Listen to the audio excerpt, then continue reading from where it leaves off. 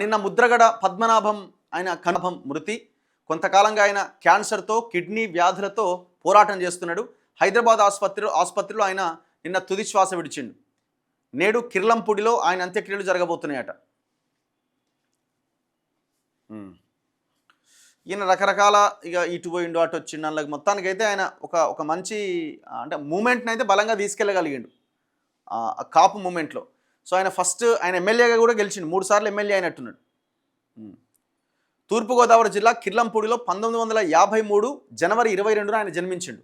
ఈయన తండ్రి వీరరాఘవరావు 1962-67లో ప్రతిపాడు ఎమ్మెల్యేగా పనిచేసిండు. వాళ్ళ ఫాదరు 1977లో ఆయన హఠాన్ మరణంతో ముద్రగడ రాజకీయాల్లోకి వచ్చారు. 77లో జనతా పార్టీలో చేరిండు. పత్తిపాడు నుంచి 1978లో తొలిసారిగా ఎమ్మెల్యే అయిండు. 1982లో తెలుగుదేశం పార్టీలో చేరిండు. అక్కడే 83-85లో ఆ పార్టీ తరఫున గెలిచారు. ఎన్టీఆర్ క్యాబినెట్లో ఎక్సైజ్ రవాణా శాఖల మంత్రిగా కూడా పనిచేసిండు ఆయన. అయితే మంత్రి పదవికి రాజీనామా చేసి ప్రజారక్షణ సమితి అనే ఒక పార్టీ స్థాపించిండట. 1989లో ప్రతిపాడు నుంచే 4వసారి అసెంబ్లీకి ఎన్నికైండు. మర్రి చెన్నారెడ్డి మంత్రివర్గంలో ఆయనకు చోటు దక్కింది.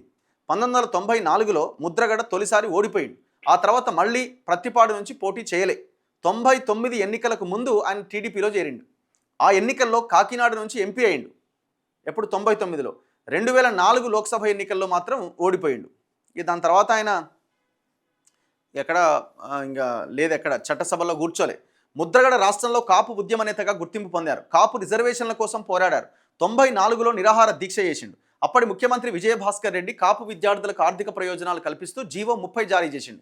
అయితే ఆ జీవో పైన హైకోర్టు సింగిల్ జడ్జ్ స్టే ఇస్తే డివిజన్ బెంచ్ సమర్థించింది. 2005లో ముద్రగడ పోలవరం నిర్వాసితుల కోసం తన ఇంట్లో ఆమరణ దీక్ష చేసిండు. 2016లో జనవరిలో కాపు ఐక్య గర్జన సభ ఏర్పాటు చేసిన ఆయన రోడ్లు రైలు రోకోలకు పిలుపునిచ్చారు. దీంతో అటుగా వెళ్తున్న రత్నాచల్ ఎక్స్ప్రెస్ రైలుకు ఆందోళనకారులు నిప్పట్టించారు. అప్పట్లో అది పెద్ద సంచలనమైంది. 2024 ఎన్నికలకు ముందు జగన్ సమక్షంలో ముద్రగడ వైసీపీలో చేరిండు. పిఠాపురంలో పవన్ కళ్యాణ్ను ఓడించకపోతే తన పేరును పద్మనాభ రెడ్డిగా మార్చుకుంటాను అని శపథం చేసిండు. పవన్ విజయం సాధించడంతో తన పేరును పద్మనాభ రెడ్డిగా మార్చుకున్నాడు. ఈ మేరకు గెజిట్ కూడా జారీ అయింది. అయితే ముద్రగడ పద్మనాభ మృతి పట్ల ముఖ్యమంత్రి రేవంత్ రెడ్డి తీవ్ర విచారం వ్యక్తం చేశారు. సో నిజంగా ఆయన సవాల్ చేసి ఆ సవాల్ చేసింది కాబట్టి పేరు కూడా మార్చుకున్నాడంటే చూడండి ఎంతమంది చేస్తారు అట్లా.